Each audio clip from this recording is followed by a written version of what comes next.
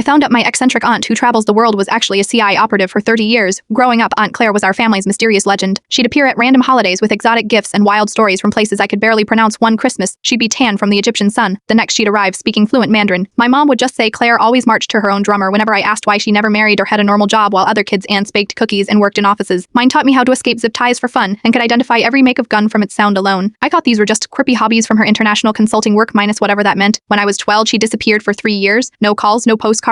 My mother seemed worried but never reported her missing. When Claire finally reappeared at my high school graduation, she walked with a slight limp and had a thin scar along her jawline that hadn't been there before. When I hugged her, I felt something hard beneath her blazer. I realized it was a shoulder holster, just a souvenir from Argentina, she said when she caught me staring at her scar. Motorcycle accident, I believed her until last month when my grandmother passed away at 94. After the funeral, the family gathered at her house to sort through her belongings. In her bedroom closet behind a false panel my father accidentally discovered, we found a locked metal box. Inside was a collection of newspaper clippings in various languages spanning decades. Each featured small circled paragraphs about political upheavals, assassinations, or regime changes across the globe. In the margins were handwritten dates that corresponded exactly with Aunt Claire's vacations. There were also dozens of photos of Claire with different hair colors, different names on the attached credentials. In one, she stood beside a man I recognized from history books as a South American dictator who was overthrown in the 90s. At the bottom of the box was a letter addressed to my mother, dated 1983 on CIA letterhead. It began, "Lighten your sister's extended assignment in East Berlin." When confronted, my mother finally admitted the truth. Aunt Claire wasn't an eccentric globetrotter or consultant. She was a CIA operative for over 30 years, specializing in regime destabilization and asset extraction. Those random visits coincided with her medical leaves or between assignments. She was captured behind enemy lines and held in a prison camp until the extraction team recovered her. "Your grandmother kept the box as insurance," my mother explained. Claire told her if she ever disappeared permanently to take it to a newspaper. It was their system. Last week, Aunt Claire came to dinner at my apartment. At 72, she's finally retired. Mine's for real this time. Over wine, she confirmed everything but refused to share specifics. "Most of it's still classified," she said with that familiar mysterious smile. "Were you ever scared?" I asked. She considered this while twirling her wine glass. "Only when I thought I might miss another of your birthdays," she finally answered. As I cleared the dishes, I noticed her examining my apartment layout, eyes lingering on exit points and sight lines to the windows.